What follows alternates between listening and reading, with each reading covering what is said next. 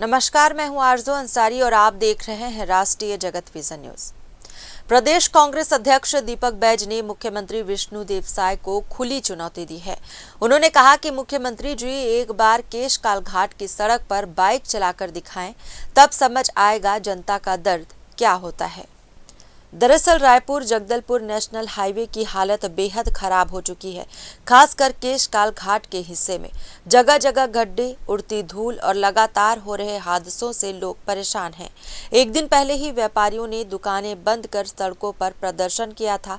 इसके बाद आज दीपक बैज खुद बुलेट बाइक लेकर केशकाल घाट की इसी टूटी सड़क पर उतरे। उनके साथ बड़ी संख्या में कांग्रेस कार्यकर्ता भी मौजूद रहे। इस दौरान दीपक बैज ने कहा कि मुख्यमंत्री और मंत्री हवाई सफर कर बस्तर आते हैं, उन्हें यहाँ की सच्चाई पता ही नहीं। आज हम लोग उस सड़क में मोटरसाइकिल से जा रहे हैं जहां पिछले 5 महीनों से खराब है।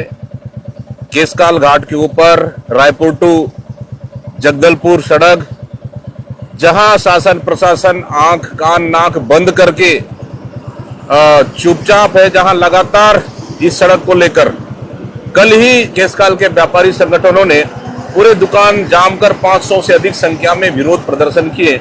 आज उसी सड़क से हम लोग बाइक से जा रहे हैं ताकि हम शासन को, सरकार को दिखा सकें कि ये सड़क आप देख सके, क्योंकि आपको ये सड़क पता नहीं है कितनी खराब है, क्योंकि आप हेलीकॉप्टर से जाते हैं तो आपको सड़कें नहीं दिखेगी।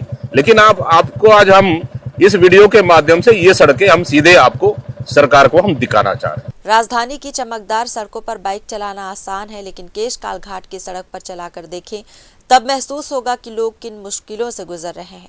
उन्होंने आरोप लगाया कि सरकार को पिछले 5 महीने से सड़क की दुर्दशा की कोई चिंता नहीं है। कई बार आंदोलन और चक्का जाम के बाद भी सड़क नहीं सुधरी।